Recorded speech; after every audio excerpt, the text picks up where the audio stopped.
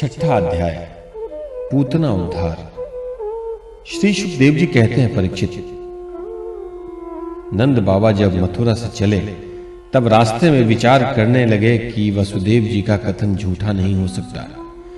उससे उनके मन में उत्पात होने की आशंका हो गई। तब उन्होंने मन ही मन भगवान की शरण है वे ही रक्षा करेंगे ऐसा निश्चय किया।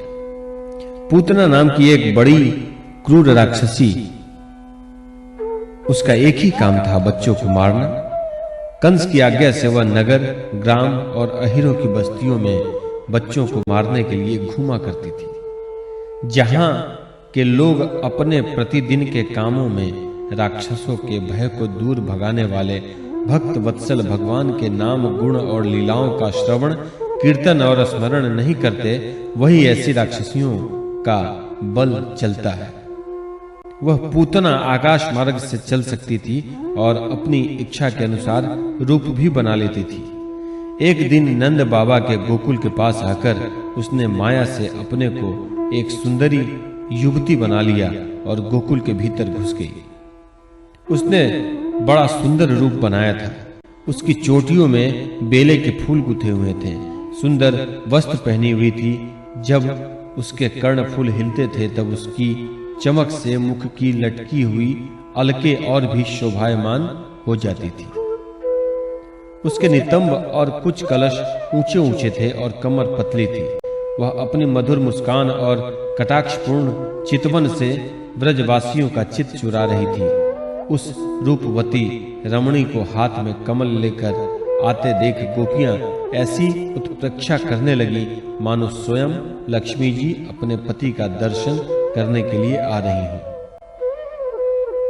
पूतना बालकों के लिए ग्रह के समान थी। वह इधर उधर बालकों को ढूंढती हुई अनायास ही नंद बाबा के घर में घुस गई। वहां उसने देखा कि बालक श्री कृष्ण सैया पर सोए हुए हैं। परीक्षित, भगवान श्री कृष्ण दुष्टों के काल है, परंतु जैसे आग राख की ढेरी में अपने को छिपाए हुए हो, वैसे ही उस समय उन्होंने अपने प्रचंड तेज को छिपा रखा था। भगवान श्री कृष्ण चर अचर सभी प्राणियों की आत्मा है, इसलिए उन्होंने उसी क्षण जान लिया कि यह बच्चे को मार डालने वाला पूतना ग्रह है और अपने नेत्र बंद कर लिए। जैसे कोई पुरुष भ्रमवश सोए हुए सांप को रस्सी समझकर उठा ले, वैसे ही अपने काल रूप भगवान श्री कृष्ण को पूतना ने अपनी गोद में उठा लिया। मखमली मयान के भीतर छिपी हुई तीखी धार वाले तलवार के समान पूतना का हृदय तो बड़ा कुटिल था, किंतु ऊपर से वह बहुत मधुर और सुंदर व्यवहार कर रही थी। देखने में वह एक भद्र महिला के समान ही जान पड़ती थी। इसलिए रोहिणी और यशोदा जी ने उसे घर के भीतर आई देखकर भी उसकी सौंदर्य प्रभा से हतप्रभित सी होकर कोई रोक टोक नहीं की, चुपचाप खड़ी खड़ी देखती रही। इधर भयानक राक्षसी पूतना ने बालक श्री कृष्ण को अपनी गोद में लेकर उनके मुंह में अपना स्तन दे दिया, जिसमें बड़ा भयंकर और किसी प्रकार भी पच न सकने वाला विष लगा हुआ था। भगवान ने क्रोध को अपना साथी बनाया और दोनों हाथों से उसके स्तनों को जोर से दबाकर उसके प्राणों के साथ उसका दूध पीने लगे। वे उसका दूध पीने लगे और उनका साथी क्रोध प्राण पीने लगा। अब तो पूतना के प्राणों के आश्रयपूर्ण सभी मर्म स्थान फटने लगी। वह पुकारने लगी, अरे छोड़ दे, छोड़ दे, अब बस कर, बस कर। वह बार बार अपने हाथ और पैर पटक पटक कर रोने लगी। उसके नेत्र उलट गए, उसका सारा शरीर पसीने से लथपथ हो गया। उसके चिल्लाहट का वेग बड़ा भयंकर था।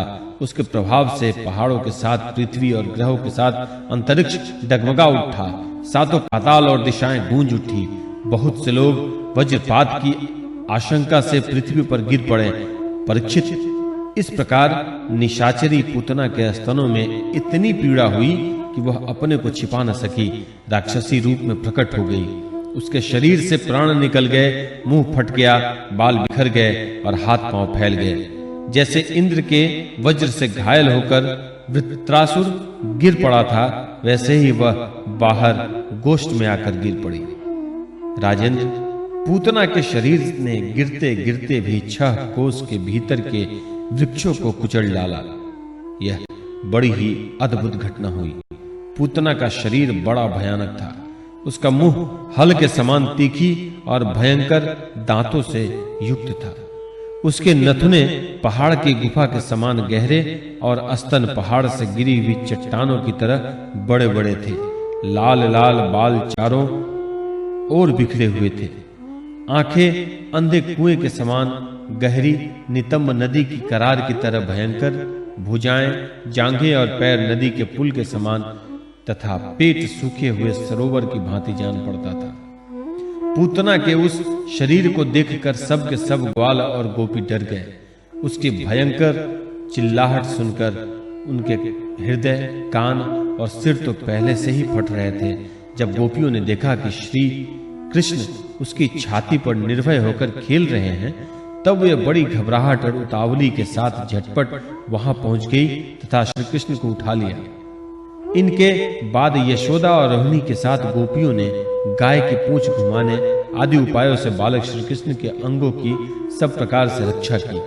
उन्होंने पहले बालक श्री कृष्ण को गोमूत्र से स्नान कराया, फिर सब अंगों में गो रज लगाई और फिर 12 अंगों में गोबर लगाकर भगवान के केशव आदि नामों से रक्षा की।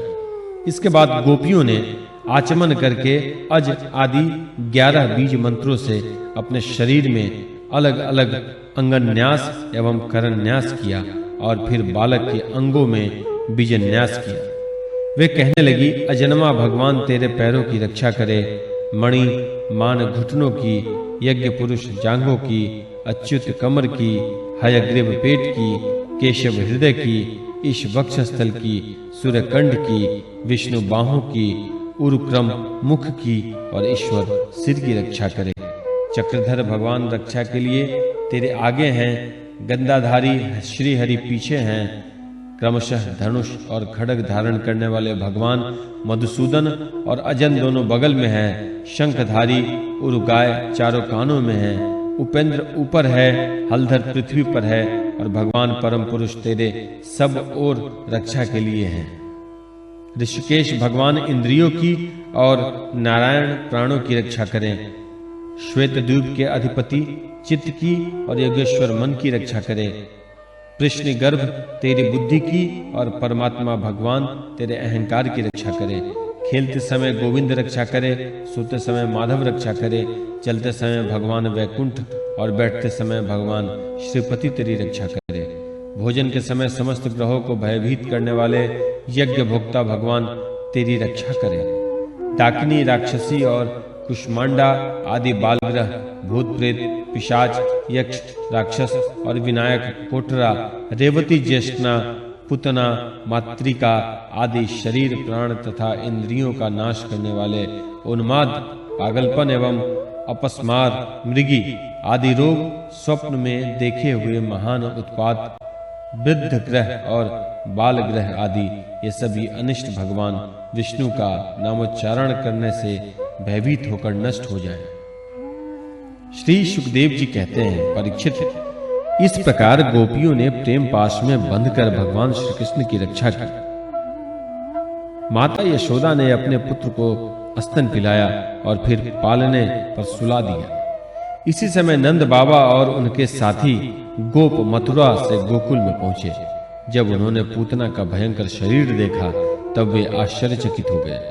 वे कहने लगे, यह तो बड़े आश्चर्य की बात है।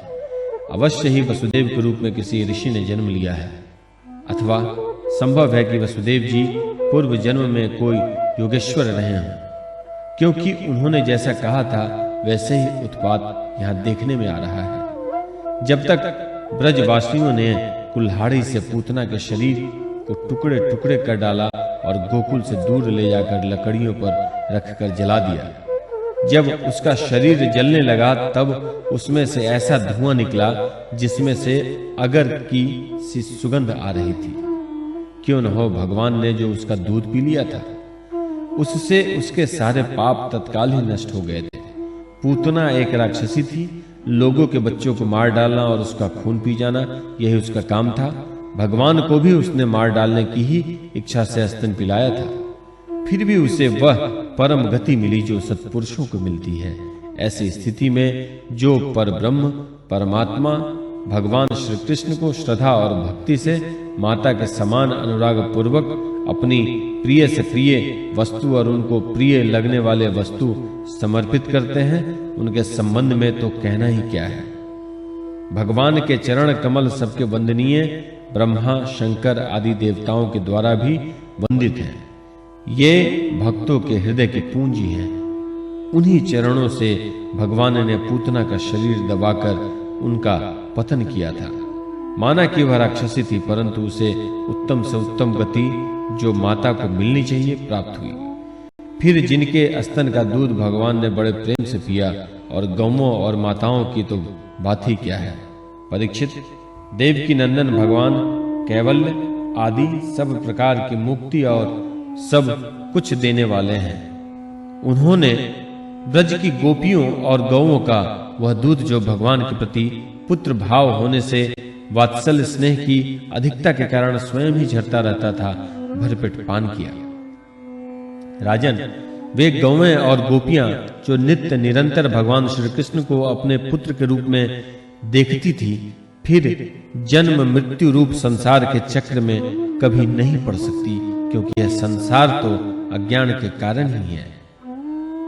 नंद बाबा के साथ आने वाली ब्रजवासियों की नाक में जब चिता के धुएं की सुगंध पहुंची, तब यह क्या है, कहां से ऐसी सुगंध आ रही है?